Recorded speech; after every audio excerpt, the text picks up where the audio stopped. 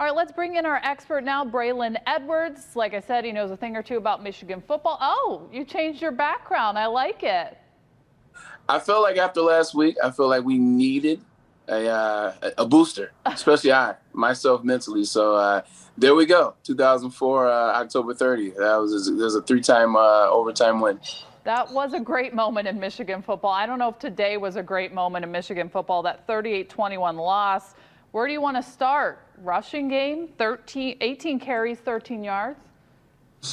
I think we talked about this last week, and it's been 2 weeks in a row now where it's, week one, Charbonnet, Haskins, Milton. They run the ball well together, over 200 yards between the three of them.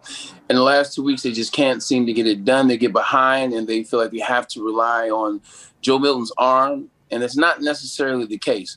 I think that they have weapons. They have Chris Evans, who they haven't really activated in the sense of activation.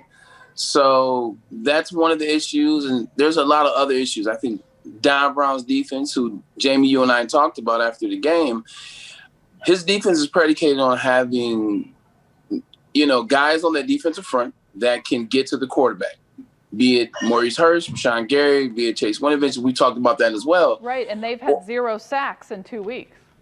And the other part of that is the way in which he runs his blitzes. He's had cornerbacks in the past that can help him. He's had Ambry Thomas, who opted out this year. He's had Jordan Lewis. He's had David Long. He's had the Hill brothers. He's had Jabril Peppers. He doesn't have that type of talent anymore at the secondary position. He doesn't have that type of talent up front at the defensive line position. And don't get me wrong, they're young individuals, so they will grow, but they don't have it now. So now is when you need to understand you can't play man-to-man and blitz all the time because individual teams know who you are as a defensive identity. So do you think going into next week that defense should shift and they should make changes, adjustments? They should, but here's the bigger issue is they knew that coming into this season. Like they had, and this is where COVID will affect them. They had more than enough time to understand that they did not have the defense of the past. They did not have the secondary or the upfront of the past. So they should have already gone to a zone type of situation, and they didn't. Now they should, but now it's tough. Like now people know you. Now you switch to zone. Now you're trying to teach the secondary how to play zone. Now you're trying to teach the upfront guys how to not blitz and play the run, play the pass, play the fake stunts, and then come back, and not play the loops that they play. Now is a tough situation, and you're playing a team that they're good. So where do we go from here? We're in the middle of the season. Twitter's all abuzz, about Jim Harbaugh, but where does this team go into next week and from here forward?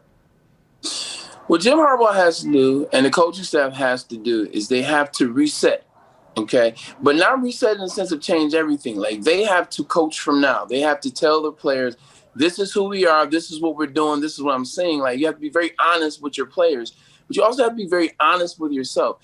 Go back to Minnesota 3 weeks ago. What worked for us? What helped us win that game on the road? What helped us beat a team that most people thought were going to beat us?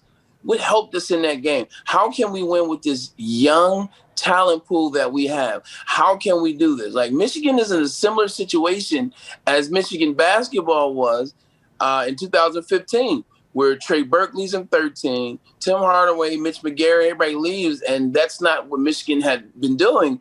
And now the cabinet is bare for Beeline, and he had to rethink his inks. He had to reteach the game. So what worked for you in week one, and let's move from there. All right, Braylon, I think that's some great insight. Thank you so much. Jamie, it is always a pleasure to see you. Channel 4, Rhonda Walker, how you doing? Miss you. I'll tell her hi for you. Bye-bye. Appreciate it.